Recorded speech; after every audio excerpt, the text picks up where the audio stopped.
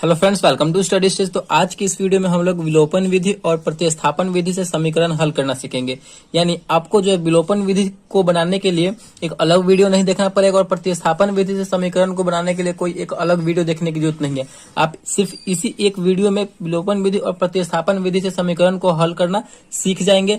बहुत ही इंपॉर्टेंट है विलोपन विधि और प्रतिस्थापन विधि, क्योंकि आपकी 10th क्लास की एग्जाम में 100% चांस रहता है कि विलोपन विधि और प्रतिस्थापन विधि से क्वेश्चन पूछा जाता है और वो क्वेश्चन 5 नंबर का होता है। ठीक, और दोनों को बनाने के बाद लास्ट में हम ये भी जानेंगे कि विलोपन विधि और प्रतिस्थापन विधि दोनों में क्या डिफरेंस है, क्या अंतर है। ठीक, तो चलिए सबसे पहले हम इस समीकरण को जो दिया हुआ है, इस समीकरण को हम विलोपन विधि से सॉल्व करते हैं। तो ये हमारा पहला समीकरण क्या है, 3x + 4y = 10, यानी हमारा ये पहला समीकरण हो गया। और ये दूसरा समीकरण है 2x - 2y = 2, यानी हमारा ये दूसरा समीकरण हो गया। और इस समीकरण को जो है हम किस विधि से बनाएंगे, तो विलोपन विधि से बनाएंगे।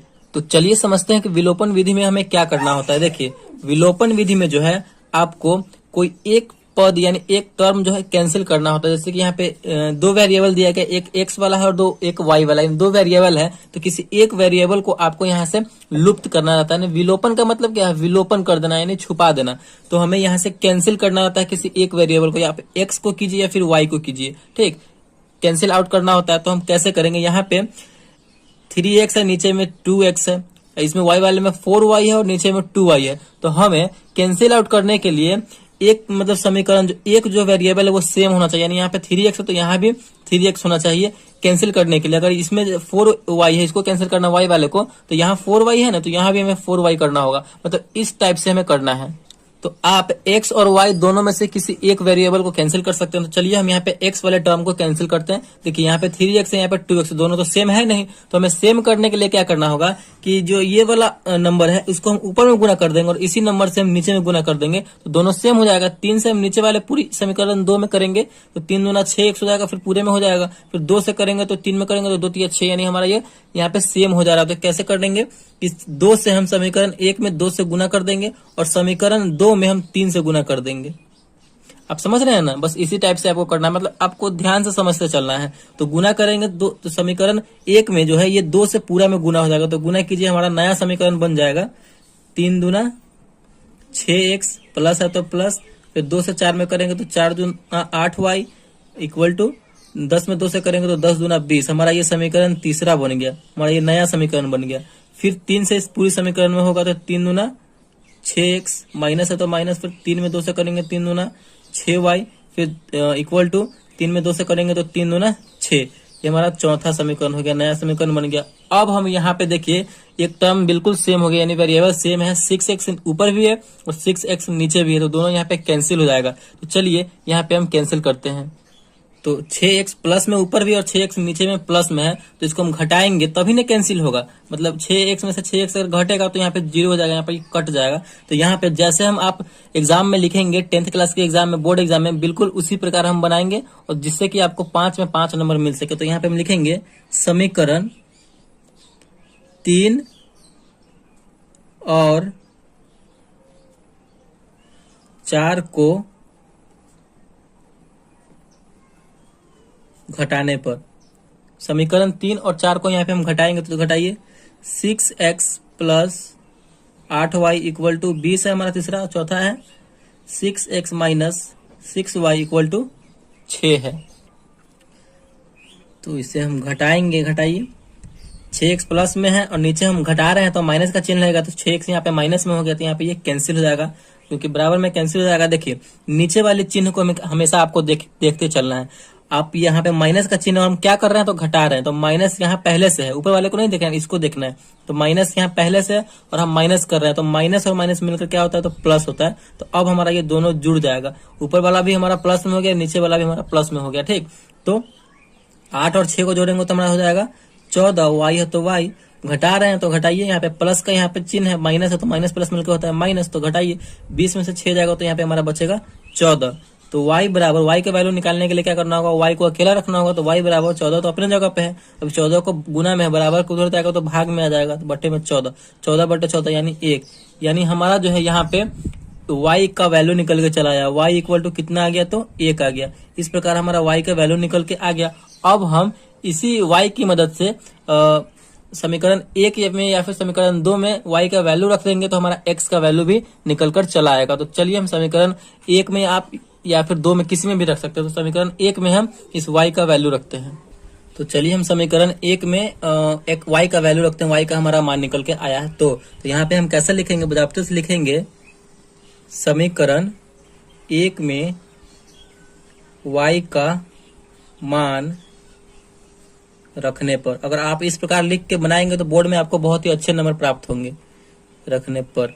चलिए हमारा समीकरण 1 क्या है, 3x plus 4y equal to 10 है। तो हमें y का मान रखना है, यानी y के जगह पर 1 रखना है। तो यहाँ पे हो जाएगा 3x प्लस 4 और y के जगह पर 1 आया है तो 1 लिखेंगे बराबर 10। 3x प्लस 4 में 1 से गुना करेंगे तो 4 हो जाएगा बराबर 10। तो 3x बराबर क्या हो जाएगा, 4 प्लस में है, बराबर के उधर जाएगा तो माइनस में हो जाएगा। 10 तो अपने जगह पर है, ये ना उधर जा रहा है, तो प्लस है तो माइनस हो जाएगा, माइनस यहाँ पे 4 हो जाएगा। तो 3x बराबर क्या हो जाएगा, 10 में से 4 जाएगा तो बचेगा हमारा 6। तो x बराबर क्या हो जाएगा, 6 जगह पे है अपने।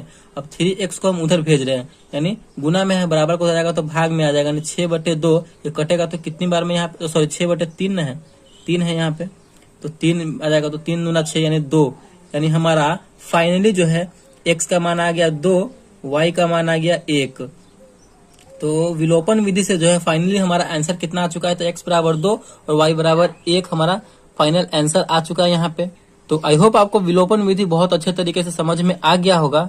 तो हमें विलोपन विधि में करना क्या होता है कि आपको एक टर्म को, यानी एक वेरिएबल को आप x को कैंसिल आउट कर सकते हैं या फिर y को कैंसिल आउट कर सकते हैं। अगर हमें y को करना होता तो यहाँ पे हम क्या करते कि इसमें y वाले में, ऊपर वाले में 2 से गुना कर देते तो ये मिलकर हो जाता 4 दूना 8, और नीचे वाले समीकरण 2 में हम 4 से गुना कर देते, तो 2 में 4 से करते तो 8, हमारा ये दोनों बराबर हो जाता 8, तो इसको हम कैंसिल आउट कर सकते थे। आप x को कर सकते हैं या फिर y को कर सकते हैं। तो यही करना होता है हमें विलोपन विधि, यानी एक को विलुप्त करना होता है, छुपाना होता है। इसका नाम एलिमिनेशन मेथड है या फिर लुप्तीकरण विधि भी है। तो आई होप आपको विलोपन विधि से समीकरण को सॉल्व करना आ गया होगा। चलिए अब हम समझते हैं यहाँ पे प्रतिस्थापन विधि से समीकरण को हल करना। तो इसी क्वेश्चन को जो है हम प्रतिस्थापन विधि से सॉल्व करेंगे। 3x प्लस 4y बराबर 10 और 2x माइनस 2y बराबर 2। तो इसी समीकरण को हम प्रतिस्थापन विधि से सॉल्व करके देखते हैं कि हमारा वो वैल्यू सेम आता है कि नहीं x और y का। तो चलिए सॉल्व करते हैं।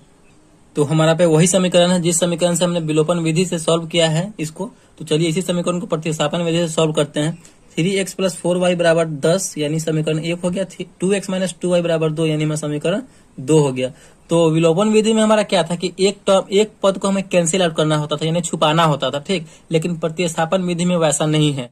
प्रतिस्थापन विधि में क्या है कि हमें कोई एक पद, यानी कोई एक वेरिएबल का जो मान निकाल करके उस दूसरे वाले इक्वेशन में रखना है। जैसे कि अगर हम इस समीकरण 1 का जो है x का वैल्यू निकालते हैं तो इसी x के वैल्यू को हमें समीकरण 2 में प्रतिस्थापित करना है, वही हमारा प्रतिस्थापन विधि हुआ, ठीक। अगर आप y का निकालते हैं समीकरण 1 की मदद से तो इसी y का वैल्यू जो है जो निकाल के आएगा वही हमें समीकरण 2 में प्रतिस्थापित करना यानी रखना है, वही हमारा प्रतिस्थापन विधि हो गया। इंग्लिश में अगर हम बात करें तो इसे सब्स्टिट्यूशन मेथड हम कहते हैं। तो चलिए हम प्रतिस्थापन विधि से इस समीकरण को भी समझते हैं। तो चलिए आप जो है किसी एक का वैल्यू निकाल सकते हैं, x का या फिर y का। तो चलिए हम x का ही निकालते हैं। तो यहाँ पे हम समीकरण 1 को ले रहे हैं, तो यहाँ पे हम क्या लिखेंगे, समीकरण 1 से समीकरण 1 को लिए हैं। तो समीकरण 1 क्या है हमारा, 3x plus 4y equal to 10 है। अब इसी में से हम x का वैल्यू निकाल रहे हैं तो क्या करना होगा, हमें इस टर्म को अकेला छोड़ना होगा। तो 3x बराबर क्या हो जाएगा, हम 4y को उधर भेज रहे हैं तो 10 तो अपने जगह पे है, हम उसको भेज रहे हैं उधर, तो ये प्लस में है, उधर जाएगा तो माइनस में हो जाएगा 10 माइनस 4y। तो x का वैल्यू निकालने के लिए x को अकेला रखना होगा, तो 3 गुना में है, बराबर को उधर जाएगा तो भाग में हो जाएगा, तो हो जाएगा हमारा 10 माइनस 4y बटे में 3 आ जाएगा, ठीक। अब हमारा यहाँ पे x का वैल्यू यहाँ पे ये निकल के चला आया। अब इसी x के वैल्यू को हम समीकरण 2 में x के जगह पर पुट कर देंगे। तो हमें क्या लिखना होगा आगे, तो हमें यहाँ पे लिखना होगा समीकरण 2 में x का मान रखने पर। समीकरण 2 में हम इस x का मान रखेंगे। तो चलिए समीकरण 2 हमारा क्या है, 2x minus 2y equal to 2 है। अब इसी x के जगह पे हम ये वाला वैल्यू रखेंगे, ठीक, ये वाला मान रखेंगे।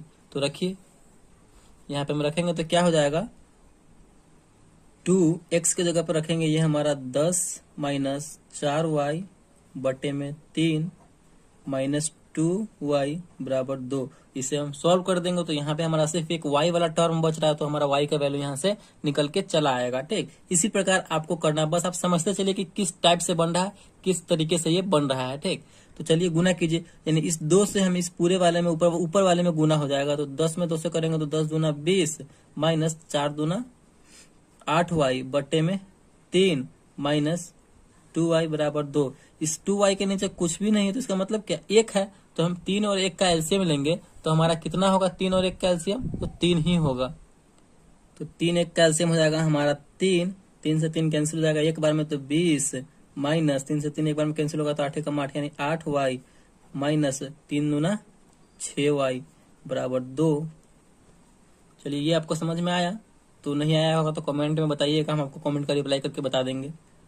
चलिए यहाँ पे देखिए अब 20 माइनस 8y और माइनस 6y, तो माइनस 8y और माइनस 6y मिलकर कितना हो जाएगा, तो माइनस 14 हो जाएगा कि 8 और 14, और y है तो y, माइनस में था तो माइनस में लगा देंगे, बटे में 3 है तो 3 बराबर 2। ठीक, उसके बाद क्या होगा, उसके बाद देखिए इस 3 को हम उधर भेज देंगे क्योंकि ये भाग में है, बराबर को उधर जाएगा तो गुना में हो जाएगा, तो 20 माइनस 14 y बराबर 2, और भाग में है बराबर को हो जाएगा तो गुना में, तो 3 गुना हो जाएगा 6। तो यहाँ पे हम y का वैल्यू अब आराम से निकाल लेंगे, तो माइनस 14 y बराबर इस संख्या वाले को संख्या वाले के साथ रखेंगे तो 20 इधर है, प्लस में है बराबर को हो जाएगा, तो माइनस में 6 अपने जगह पे है तो माइनस 20 हो जाएगा। तो यहाँ पे देखिए माइनस 14y बराबर क्या हो जाएगा, माइनस 14, क्योंकि 6 में से 20 घटे, कम में से ज्यादा घट रहा है तो यहाँ पे माइनस में आंसर आएगा। तो माइनस इधर भी है माइनस इधर भी है, बराबर के दोनों ओर माइनस है तो माइनस माइनस कैंसिल हो जाएगा। तो यहाँ से हमारा y का वैल्यू निकल के चला आएगा, y बराबर, y का वैल्यू निकालने के लिए मैं y को अकेला रखना होगा, तो 14y है तो y बराबर क्या हो जाएगा, 14 तो अपने जगह पर, इस 14 गुना में लगा हुआ है, बराबर के हो जाएगा तो भाग में हो जाएगा, 14 बटे 14 कितनी बार में कटेगा, 14 से भाग देंगे तो एक बार में कटेगा। तो यहाँ पे हमारा फाइनली जो है y का मान निकल के चला आया। तो y का मान जैसे ही निकल के आया है तो हम समीकरण 1 में 2 में या फिर किसी में भी रख देंगे तो हमारा x का मान भी निकल के चला आएगा। ठीक, तो यहीं पे आपको सॉल्यूशन उसका बना के दे रहे हैं। समीकरण 1 में यहाँ पे लिख सकते हैं आप, समीकरण 1 में y का मान रखने पर, तो समीकरण 1 में हम y का मान रखें, समीकरण 1 है हमारा 3x प्लस 4y बराबर 10। आप किसी में भी रख सकते हैं, 1 में भी रख सकते हैं, 2 में भी रख सकते हैं। तो चलिए 3x प्लस 4, y की जगह पे क्या रखेंगे, 1 रखेंगे क्योंकि y का मान हमारा 1 आया है, इक्वल टू 10।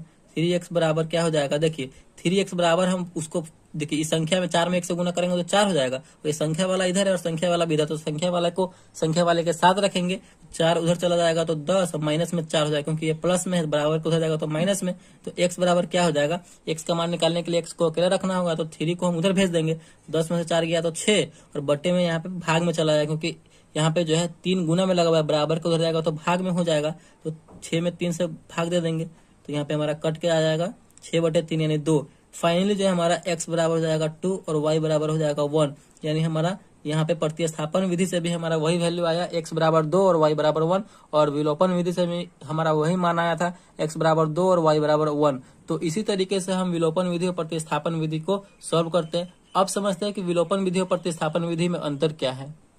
देखिए विलोपन विधि में क्या करना होता है कि विलोपन विधि में हमें एक पद को यानी एक वेरिएबल को आपको विलुप्त करना रहता है, यानी छुपाना रहता है। विलोपन विधि का मतलब ही वही है, यानी एलिमिनेशन मेथड, यानी हम आप एक्स को कट कर दीजिए या फिर वाई को कट कर दीजिए, जो आपको मतलब, लेकिन दोनों सेम होना चाहिए। ठीक, और प्रतिस्थापन विधि में क्या होता है कि आपको किसी एक का वैल्यू निकाल करके, किसी एक या टर्म का यानी एक्स का या फिर वाई का वैल्यू निकाल करके दूसरे समीकरण में प्रतिस्थापित करना, यानी उसका मान रखना, वही हमारा प्रतिस्थापन विधि हुआ। विलोपन विधि में आपको छुपाना है और प्रतिस्थापन विधि में आपको उसका मान उठा करके दूसरे समीकरण में प्रतिस्थापित करना है। बस यही डिफरेंस है प्रतिस्थापन विधि और विलोपन विधि में। एकदम 110% एग्जाम में पूछा ही जाता है, तो दोनों को अच्छे तरीके से आप समझ लीजिए। तो आई होप वीडियो आपको बहुत अच्छे तरीके से समझ में आ गया होगा और विलोपन विधि और प्रतिस्थापन विधि से समीकरण को हल करना सीख गए होंगे। तो वीडियो अगर आपको अच्छा लगा और पसंद आया तो प्लीज वीडियो को एक लाइक कीजिएगा, और चैनल पर नया है तो चैनल को सब्सक्राइब जरूर कीजिएगा। Thank you.